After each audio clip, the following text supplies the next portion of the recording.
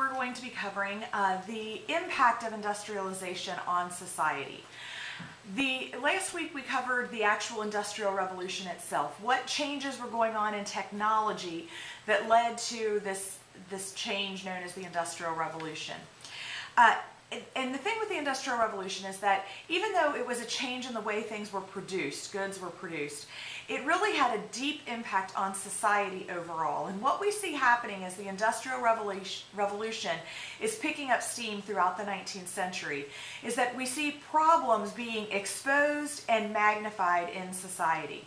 So we had, for example, an increase in crime throughout Europe. We see horrible working conditions in the factories because there was not a lot of regulation at the beginning because nobody knew what factories were. They were kind of learning via trial and error. And so we see horrible working conditions. We see people becoming concerned that women and children were working long hours in terrible conditions. And what did that really mean to the morality of the state? We also see terrible living conditions. We see a huge influx of people from the countryside into the city.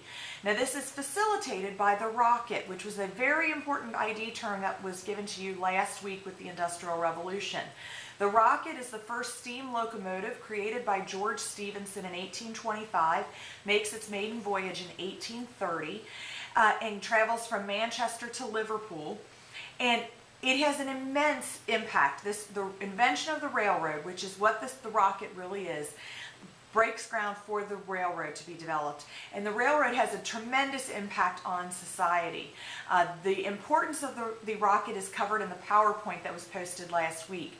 So you want to pay attention to that. But one of the things that the rocket helps to do is to create an influx of people into the cities from the countryside. Now these people are building apartment structures are being built kind of on the fly, and so there's no building codes to regulate them. There's frequent fires. There's no indoor plumbing in these buildings.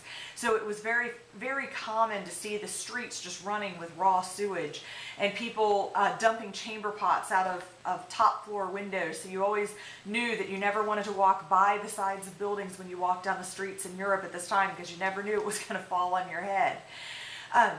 So there were terrible sanitary conditions, terrible living conditions in the urban environments because they just weren't prepared for this kind of growth.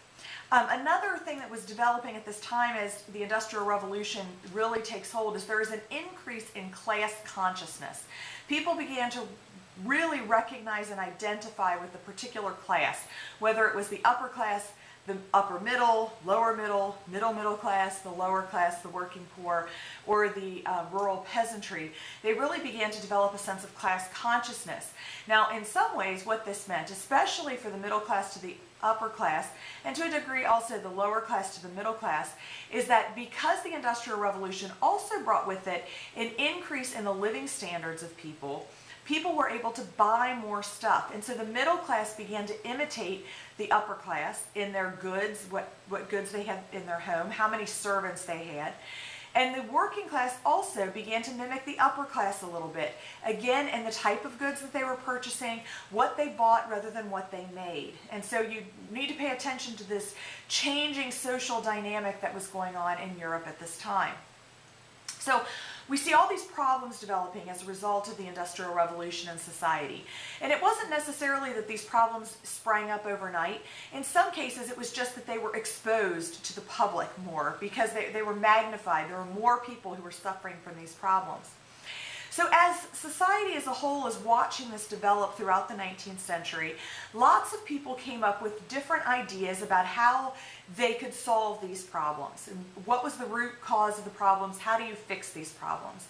So many people developed these new ideas, and so many new ideas about how to fix the problems of society were being proposed in the 19th century that the 19th century has often been called the century of isms, because there was liberalism and conservatism and socialism and communism, all different kinds of isms, philosophies, ideas about how to fix the problems that they saw going on in society at this time.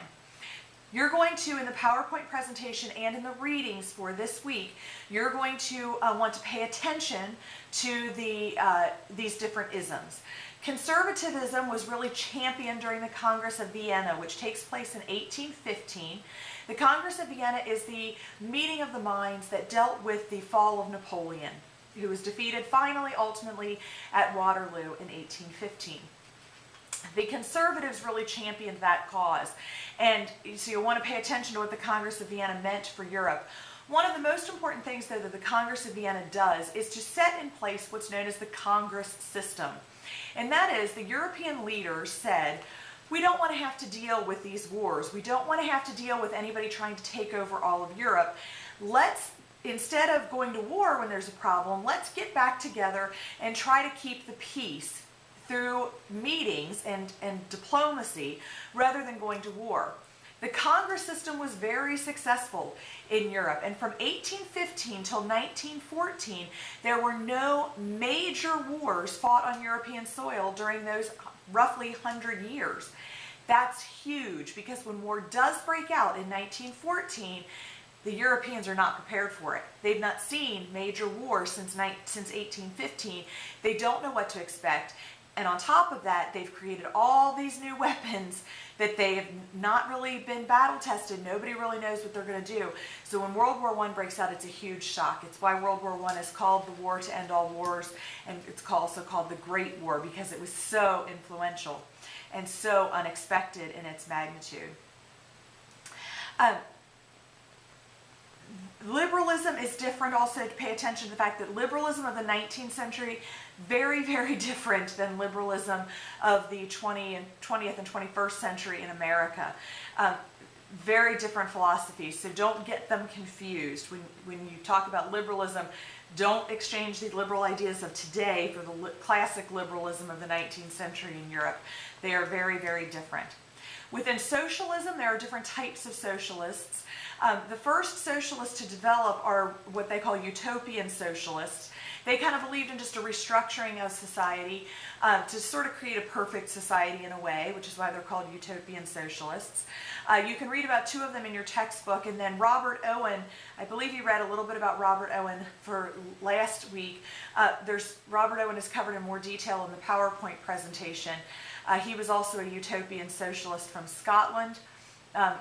Very frustrated in his endeavors, but very influential as well. And then, of course, we also have communism, developed by Karl Marx and Frederick Engels in their document, The Communist Manifesto, which was kind of the pamphlet to expose the ideas of communism to the world. You'll read an excerpt this week from the Communist Manifesto. There was great diversity amongst the socialists and communists, and what really was the solution. How do we fix these problems? So pay attention to those intricacies as well. What we see happening is these various philosophies are being proposed, and these problems are growing, and obviously no philosophy perfectly solves the problems, because many of the problems that were exposed because of the Industrial Revolution are still problems we have today. They're just modified slightly. So the problems still exist. The solutions don't completely work, although they do attempt to fix the problems. But throughout the 19th century, as these problems are building and the solutions are being proposed, we see tensions building. And these tensions are building and building, and until 1914, when they kind of explode in war.